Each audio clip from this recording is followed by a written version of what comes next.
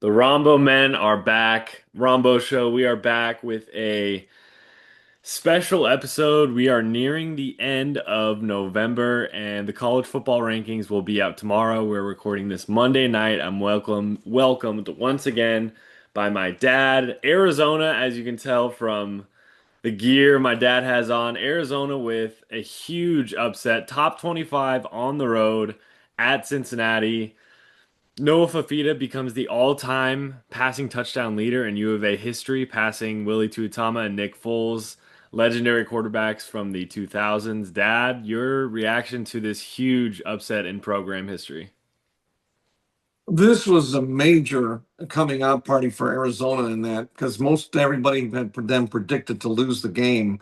In fact, of course, the game day guys, always lead the way for everybody on Saturday in that. And Kirk Herbstreit was the only one that predicted us to win. And so it was really exciting. They come from behind victory, just like the previous week against KU.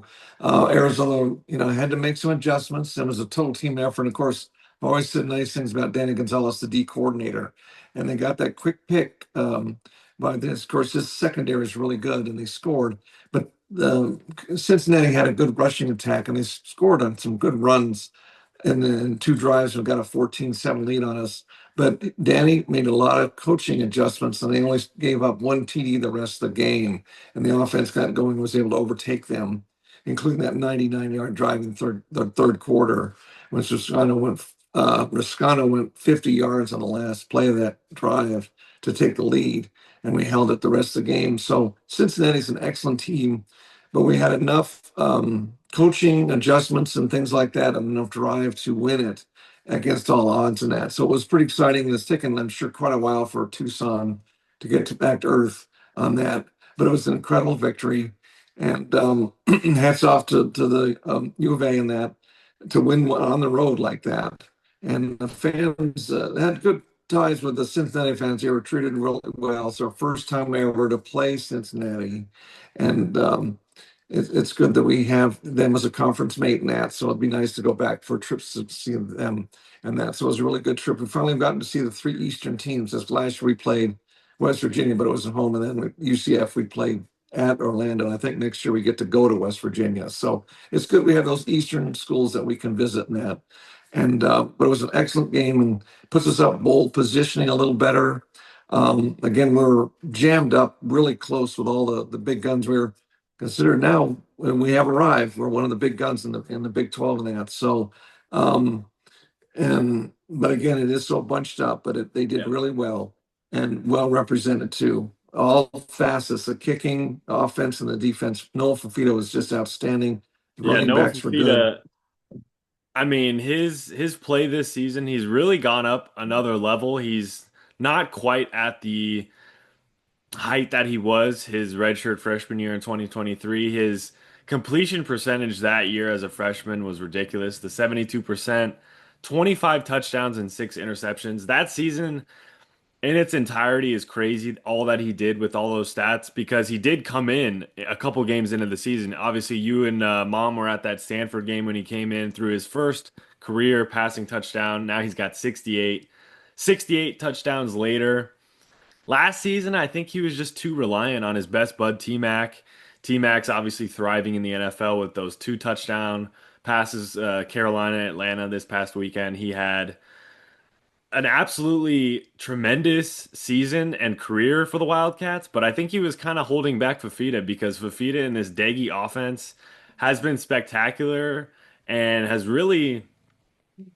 really exceeded all expectations, especially offensively. I know you had high hopes coming in with the defense and Danny Gonzalez, and I think we've really exceeded expectations more than even the most optimistic Arizona fans. Potentially 9-3 is on the table with Baylor coming up this weekend. I think it's a must-win game. We have to have it because we don't want to end on a two-game losing streak heading into a bowl game. And then Arizona State with Sam Levitt out with injury for the rest of the season. Jeff Sims has played pretty well for being a backup. Obviously, he's a journeyman. He's played on multiple different schools and universities throughout his years. I think this is his fifth or sixth season in the college ranks. So Fafita and the crew have to be able to step up and win these last two, the season's not over yet. I would be pleasantly surprised if we can end the season 9-3 like I predicted a couple weeks ago and 10-3 with a bowl game. We do have some bowl projections. I think these are a little out of date, but you probably have some of the more updated ones. I do have an interesting scenario. We could play Army in the Armed Forces Bowl, which would be a legendary matchup. You probably know our history with Army. Have we ever played them before in history? No, Justin, that would be extremely historic in that because we've never played in the Armed Forces Bowl. We have played in that stadium. It's in TCU there, and we played there last year. Amos Carter Stadium or Amon Carter Stadium, I think it is. And Army, no, we have never played. So that would be mega history if we could play them. And that was last week was one of their projections. But to go to a bowl like that is new because it's not generally one of the Pac-12 legacy. So it'd be incredibly historic to go to a new bowl like that. Another bowl that the interesting scenarios that I did see last week, Arizona and San Diego State in the LA Bowl, and the other team that got a vote for the LA Bowl is Washington. Now, Washington, as we know, has Jed Fish at the helm, and we are both right now 7-3 in our respective conferences. So it's kind of worked out a little bit for, I guess, both programs. I know Washington has had a little higher expectation, but the Big Ten is just so hard. I think it's going to be really hard for them to get past the likes of USC, Indiana, Oregon, Ohio State. It's just so much harder in the Big Ten than it is the Big 12. We'll have to see what happens with those two programs going forward. But honestly, I was saying it today. I think I like Brent Brennan. I like he's a player's coach, but he also gets fired up. There was questions last year watching him if he really had any fire, if he had a fire lit under him. But he does have that fire. I'm seeing it a lot more. And I think the tie that I think Brent Brennan and with a lot of coaches that have success on the college level, they went to school there. Brent Brennan is a U of A alum, I believe, and I think that's got to mean something. Actually, Justin, his wife is a U of A alum, but he Oh, was a graduate assistant of Dick Tomey in the 90s. So he does okay, have yeah. ties with U of A as a former employee, and his wife is an alum, and his brother Okay. is an alum too. So he has close ties to the U Okay. of A. So he's not technically an alum, but I mean, graduate assistant, you're basically right fresh out of college. So he has some close ties. So that's something to look forward to going into the future with Arizona. Arizona also is a lot richer, $60 million over the next 20 years. Casino del Sol Stadium in Tucson. Now, your thoughts on this legendary? Is it the first time in school history we've had a sponsor of the stadium? Has it always been Arizona Stadium? Yeah, back in the day, Justin, I don't even think it had a name. It wasn't even Christian in name, it was just Stadium. And it kind of revolved over the years to be Arizona Stadium. And yes, it's never had a sponsor. And it's weird because in the Phoenix metro area, there's a Corona del Sol High School on the Chandler Tempe border. So some of the Phoenix area alums may slip and say Corona del Sol, but it is Casino del Sol. And I have a feeling that um, it'll be nicknamed CDS Stadium, kind of like Raymond James Stadium in Tampa. Everybody, the locals in Tampa just call it Ray J Stadium. So I suspect being it's such a long name to say, oh, CDS Stadium, I suspect that might catch on. But it's really incredible because the Yaqui Reservation, of course, has been there for years, and to have a local flavor like that is incredible. And that much money, it's the largest stadium deal of anybody in the Big 12. And with so much emphasis and these great teams that we have to deal with, like Texas Tech and Utah and BYU and them, and they're up all the time every year, and a bunch of others. And it's so hard to compete against all of these teams. They're so powerful, and we need something like that to help compete because we were really blessed this year to get some good transfers and Danny Gonzalez's personality is so magnetic and energetic. It feeds off all the coaches. And look how much Brennan is different this year than he was last. This year, he's just passionate. You see him, and I think Danny Gonzalez's personality has helped Coach Brennan and the others because they are just wired up to the max I think every game. also, I think also it needs to be pointed out that Brent Brennan this year has a different stranglehold on the team because all of these guys chose to be here. Fafita chose to be here.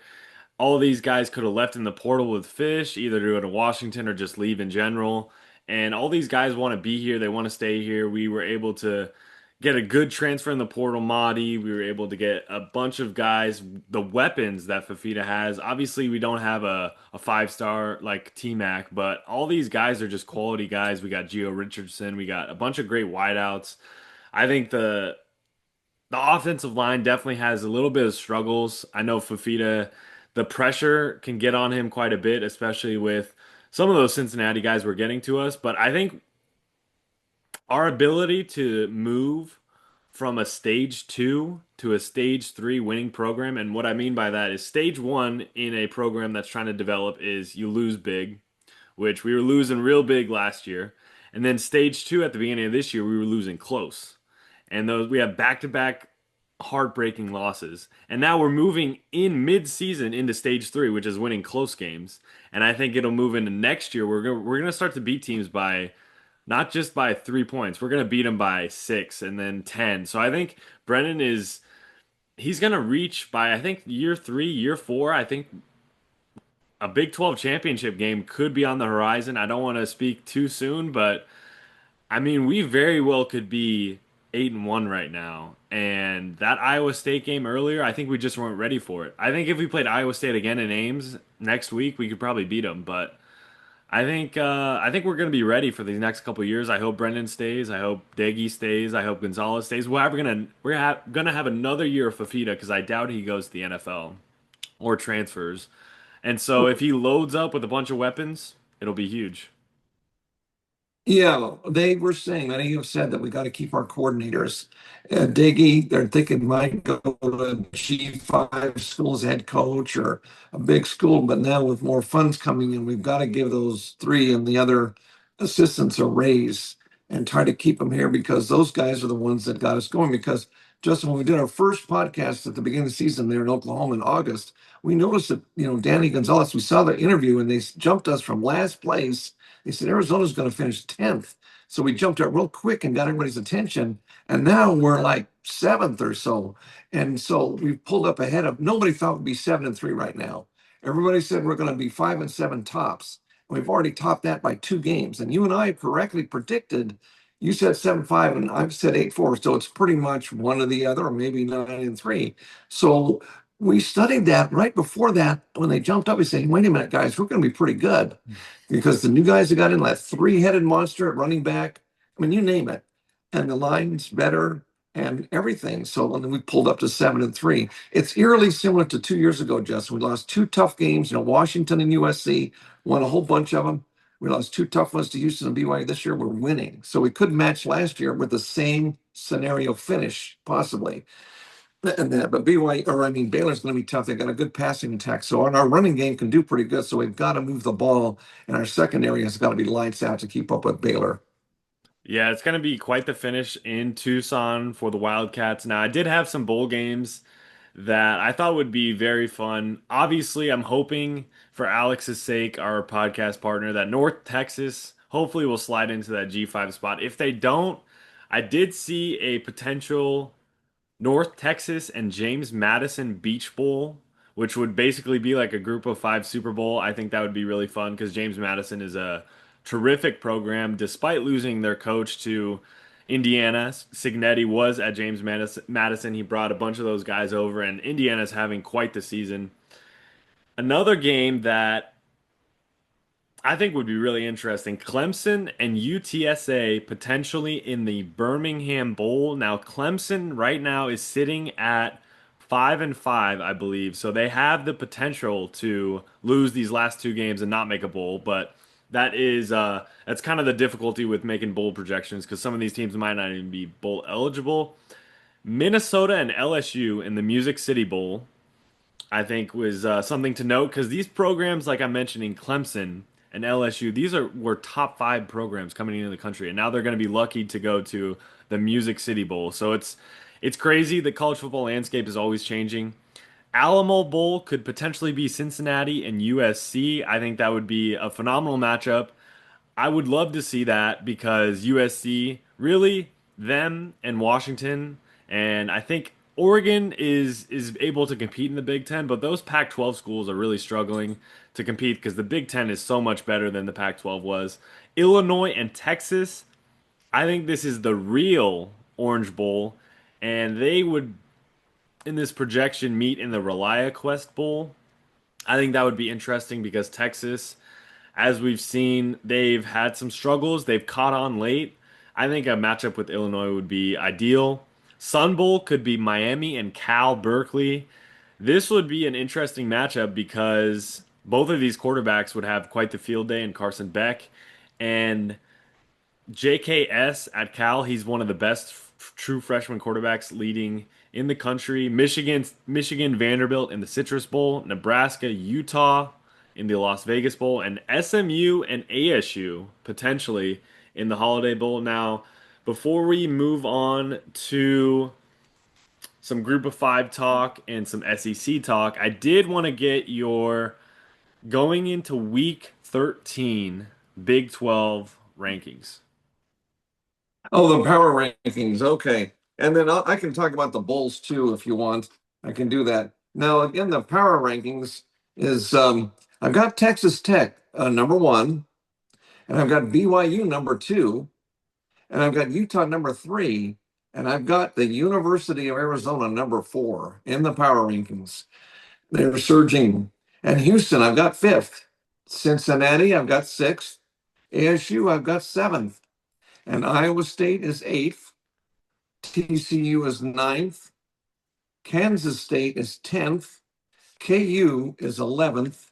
Baylor is 12th. And then UCF's 13th. I got CU 14th and West Virginia 15th and Oklahoma State 16th. Now, I did have a question for you before we get into the Group of Five. Now, the SEC going down the stretch, we have some real interesting matchups coming up.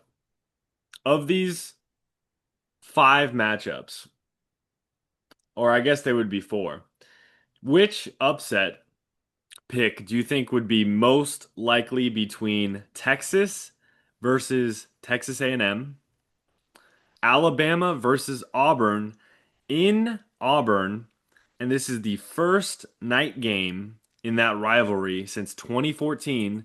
So Bama could be on upset alert. Georgia and Georgia Tech. Georgia Tech, one of the best ACC teams, and Georgia, obviously, a top five program in the country as we speak. And Ole Miss taking on Mississippi State. I believe it's in Starkville.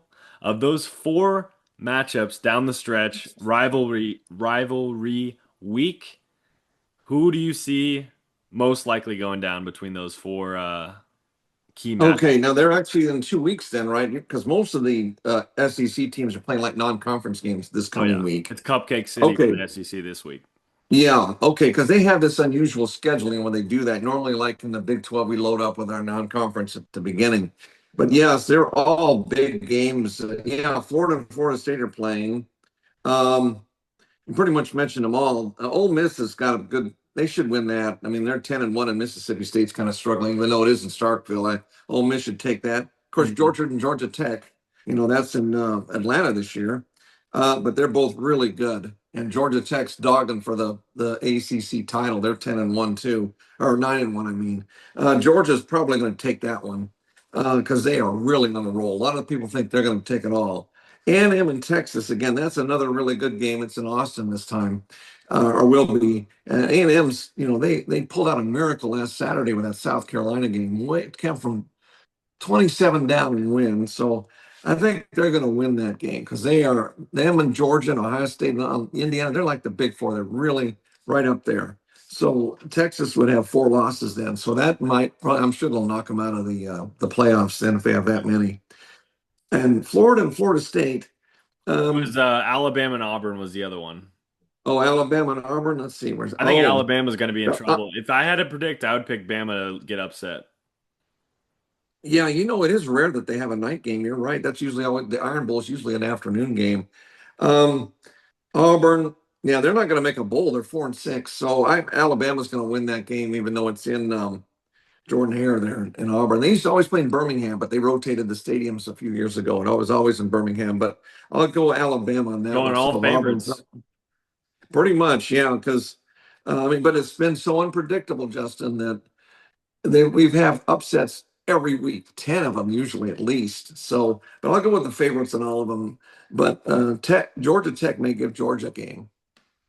Now, there is some games that I think would be really interesting going down the stretch and into the college football playoff. I would love to see some of these matchups. I definitely want to see a potential Notre Dame and Ohio State playoff game would be super fun. That'd be a rematch of the title game. You always love to see those. I did want to throw another question by you. I did see a conversation online about the group of five and them potentially having their own college football playoff. It would be a G5 playoff. Is that something that you would want to see in the future, or do you think the group of five j should be happy with having one team in the actual college football playoffs? Well, I would hate to see a division of the FBS football because they've always kind of left out, and they actually had to sue to get this. They go in open court for that, and I would rather to allow them to have a berth because to have a separate division is creating another wall, and I don't like to see walls. I like walls torn down and everybody have a chance because it's almost to the point where some people are saying that it's the Big Two and the Group of Seven. They even dump the Big 12 and the ACC in with the seven, make it seven. And that's even another wall. And we need to tear walls down and let everybody play all the conferences. I mean, we always stick up for those G5 and the ACC and the Big 12 all the time and know what they can do. And Justin, we'll have two ties to the ACC and bowls, the Sun Bowl and the Holiday Bowl. And we're in line for one of those bowls. So we might have to play like a Pitt or an SMU in one of those bowls that's the Holiday or the Sun. And of course, LA, which you said earlier, probably San Diego State or something like that.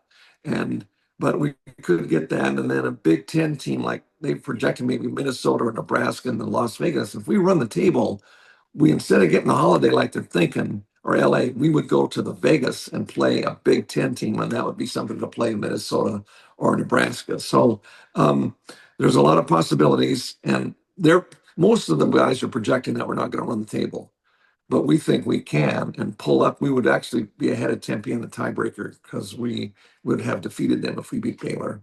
So that should knock us into the holiday, which is the Vegas, which I think is the highest one. The Alamo Bowl would be hard too because we would have to play a team we've already played, like BYU or Cincinnati. So they would probably take USC if they don't make the playoffs, like you were saying. That's good to know, especially with the luck we had 2 years ago to win that Alamo Bowl. I don't know if we can recreate that again. And it would be tough to play BYU again because playing those teams a second time in the season is definitely going to be tough, especially if we had to play Cincinnati. We know that they would be definitely wanting to get revenge on us. I think for the rest of this college football season, I'm just looking for chaos. I just want to see a bunch of teams. I love the upsets. I think with NIL and with the transfer portal, yeah, it can get frustrating when your coach leaves and takes a bunch of players like we witnessed a couple of seasons ago. But I think it's semi-pro ball. These players are getting paid now. I think it's a whole different ball game than it was 10 years ago, but I think we're seeing a lot more parity. We're seeing a lot more upsets than it used to be. And I mean, we're seeing a lot of different teams get chances. Like ASU had a chance against Texas last year, and who could say that 10 years ago? I mean, you never saw that. It was a BCS slate 15 years ago, and it was two top two teams, and that was it. And now we're at 12. I mean, it might increase to 24 in the next couple of years. I'm assuming that you're against a potential Big Ten and SEC merger. There's been talks about them creating their own super conference, if you will, and I'm against it. I'm sure you are too. Yeah, see, again, it would create a wall because if say the rest of us, the seven conferences, decide, okay, we'll play our own championship, and then it's just creating a wall, and we don't need that because the SEC and Big Ten have huge traditions in that, and those schools have huge stadiums and so forth, and money all over the place, 70 million a year, and we're the ACC and the Big 12 get like 30 million, and the group of five, it's only like 5 million or so. So they don't have near the money. So so it's even bigger now than ever. College ball is pro ball now. And I would hope they don't do stuff like that because if they separate, if those two conferences do go separate, what are we going to do? So, but still, the seven remaining conferences would have some wild games. It's entertainment. All the conferences are entertaining. You look at the number of bowl teams that are eligible, Justin, and the Big Ten has 10, SEC has 10, and we have nine, and ACC has eight. So we almost have as many bowl possibilities or bowl eligible teams as the big two conferences, the SEC and the Big Ten. So we have a chance to play. And the trouble is, Justin, if we have 24 playoff teams, only 4% will have a win at the end of the year, just the champion. And the bowls, the neat thing about bowls is 50% of the bowl teams will have a win. So, like if we go to the Holiday Bowl, we got a 50% chance. But whoever goes to the playoffs, only 8.3% chance to end the season on a win. And when we won the Alamo Bowl last year, we were flying all summer 2 years ago, because we yeah. ended the season, or 2 years ago. We had fun. We did our first podcast together on Father's Day, and we were flying high. So I would rather win a bowl, go 10-3, than go to the playoffs and lose a tough game because you have to deal with it all summer. So going to the playoffs is dangerous because there's some really good teams that are all going to lose but one. That's a So, but really you got good to have point. them. Yeah. So every if you go to the playoffs, back in the old days, you had just the bowls, and there would be Mhm. controversy because like Penn State would go undefeated and get stiff. They got stiff several times. So this is to cut down on getting stiff, but they all lose. So that's one thing. That's why I'm excited about going to the Sun or Holiday or the LA or Vegas or whatever. All great destinations. Mhm. Two of them are indoor stadiums. So very historic in the Sun. If we could win a Sun Bowl, we've never won one. We go 0-2-1. So Justin, we got to go to El Paso and beat like an ACC team. That would be incredible. So I'm excited. I'm like a little kid in a candy shop, just looking at all these bowls and where we could go. So it would be fantastic. And then if we can go 10-3, it'd be just like 2 years ago. So Mhm. We'll have to see what yeah, happens. but It's all going to come yeah, down to these last two games, and I think this weekend, the slate isn't ideal. Game day is in Eugene once again for USC and Oregon, a top 15 matchup. It looks like obviously Baylor and Arizona are going to square off at noon. It's not the Pac-12 after dark anymore for Arizona. It's Big 12 after brunch. I love that these games are early in the day, especially with me being on the not really in the West Coast anymore, so I'm catching these games at a perfect time. Georgia Tech and Pitt are going to square off for a huge ACC matchup this weekend. BYU and Cincinnati square off. That game, a lot of people thought it was going to decide who would go into the college football or the Big 12 championship, but we kind of disrupted Cincinnati's trajectory the rest of the season. Louisville's SMU, another big matchup this weekend. A game to watch is South Florida is really looking for that group of five spot. I know that they stumbled last weekend losing to Navy, I believe. And Memphis is also trying to get that spot. North Texas is trying to get that spot. I think UAB needs to I think they need to be on upset alert going up against South Florida. UAB 3 touchdown underdogs on the road. I think they'll cover that. Duke and North Carolina, obviously, if they were playing on the basketball court, it would be a little more interesting because both of those programs are middle of the road in the ACC. Bill Belichick has a chance if he can win these last two games to make a bowl game. You would love to see that, especially with him having such the pedigree that he did for the Patriots. It'll be fun if he would be at a bowl game. Obviously, we've seen some up and down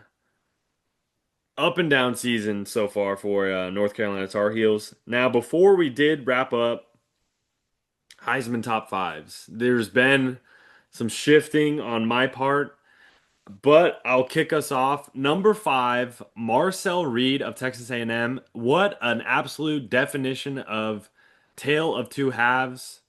Down 30-3, and you have the absolute onions to go out ripping. He was ripping these balls down the field. to score 28 straight and the defense is able to lock in and not let up any points. I'm surprised Shane Beamer still has a job in Columbia, South Carolina. He is the seat is hotter than ever for him. Number 4, Ty Simpson. He slides down a little for me. Alabama obviously getting upset by Oklahoma, and Alabama's got to be careful because if they lose to Auburn, which I think they could, they will miss the playoffs. And Kalen DeBoer, that's not helping his case for being Nick Saban's successor. Number 3, Jeremiah Love, Notre Dame has very well almost crossed that finish line and get have gotten themselves into the playoff after those two losses to start the season. Julian Sayin, number 2. Ohio State's looked like the most dominant team in the country, along with Indiana right on their heels. And Fernando Mendoza, I think he's pretty much got this award wrapped up. Heisman Mendoza is absolutely perfect for him, and I think he's going to be a top 5 pick in the NFL draft. So that's my Heisman top 5. Dad, will go to you. That's a really good pick as far as that. Fernando is having quite a year too, and well, I would say I'm going to give Julian Sand the edge on that, just slight edge, and make that number 1, and then Fernando make it 2, and the other Marcel, I'd probably put him at 3. He did come back really good, and then we'll go forward with Jeremiah Love there at Notre Dame. They did have those 2 tough losses and have come back and should end up in the playoffs there with like what 10 straight wins and that. And then Ty Simpson, the gunslinger there, I'll put him at 5. But those guys are all really good, and it's going to be a fun trip to New York with most of them attending, of course. And I do want to give a special shout out to Noah Fafita. He'd be a dark horse underdog, but he's come on so strong this year and got the touchdown record for Arizona history. And that if he'd had better year in that, he could have been a dark horse. And he does stick around next year, it could be one of the favorites. So Yeah, big shout out to Noah. Mhm. he's going to absolutely destroy that record if he comes back because we can expect another 25 plus touchdown season from him next season. Hopefully, we surround him with a lot more weapons. I think they did a phenomenal job in the portal. Our recruiting class is better than it was this season for next season. So we'll have to see what Brent Brennan and the squad do. I wanted to get your thoughts. We have a couple minutes here left on the Rombo show. Why do you think the SEC does this cupcake week 13 routine? I don't really understand it. I think it's kind of a joke because you should get these cupcakes done early, and why wait for right before Thanksgiving to do all these cupcakes? Well, the SEC's been very successful for many years. They know how to operate. And they used to only play 6 conference games so they can get more teams in bowls. And they still play 8. And instead of playing a ninth one and played this week, they put a non-conference game in, and that's to get them a better record, so they get more bowl teams because they do have 10, and they can get an extra game in there, beat them, and get a bowl, and it makes them all fresher for their big rival game the next week. But the SEC is slick the way they operate, and next year I don't know if they'll be able to do that because they're going up to 9. So they know their stuff. They've always been successful in how to operate, and they do stuff like that. So yeah, and that's the thing, Justin. But we'll see how they handle the playoffs. Some of the playoff projections have 5 SEC teams going, and like 3 in the Big Ten, and the ACC and the Big 12 only getting 1, and then Notre Dame, and then James Madison looks like they're just barely ahead of the others because they're 21, North Texas 22, Tulane 24, and Navy 26. So the one that's highest rated goes. They're really bunched up. And USF dropped out. They were 24 and they're down to 3 losses. So USF probably won't get it. But those 4 I mentioned, Navy, Tulane, North Texas, and James Madison are dogging each other. Most think James Madison, so we'll get it. But yes, Justin, that's the way the SEC operates because they have many more bowl appearances compared to the other teams. You look at the records, Justin, they're way ahead of everybody in bowls appearances. Now, who do what matchups do you want to see the most in the playoff? Do you want to see an Alabama Georgia rematch? Do you want to see out of conference matchups, kind of like a Texas Arizona State we saw last year, or what matchups do you really want to see in this playoff? Do you want to see a potential Ohio State Oregon? Do you want to see more conference battles, or do you like the out of conference battles more? Well, Since, like I mentioned, if the SEC gets five teams, the way the seeding goes, like five plays 12, and the four teams get a bye, and then they go into like 5 and 12 play. I think it's the four seed, right? Is that how it goes? And then the six Hmm. and 11 play the three. Yeah. So it just depends how they're seeded. You just have to, it's a crapshoot, Justin. They may be conference games. They're going to be exciting no matter what. Hopefully, we don't have any blowouts. Remember, we had all those blowouts until the ASU game made it interesting. All of So, the all of the teams with a bye that next week lost, which is pretty interesting because they kind of got a little too much rest. last year in the SEC, the All the games they top had the four easy seeds with a games. bye lost. Oh, that's right. We talked about it. Boise State went down, ASU went down, but it's reseeded this year because the conference champs don't get the automatic four. It's Hmm. the four highest ranked teams get the top four. Hmm. So they probably won't. I wouldn't be surprised that all four could advance. Yeah.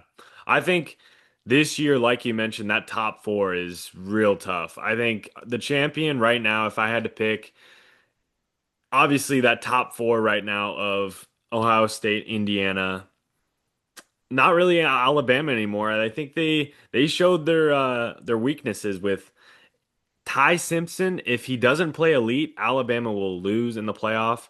You can write that on the record right now. I think Georgia has to be right there.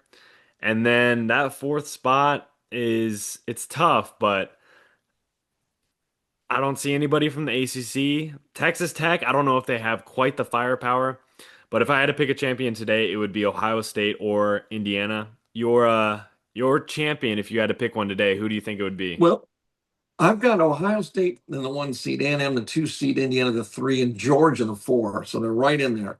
Tech, I got fifth, and they'll end up playing like James Madison because it's 5 against 12.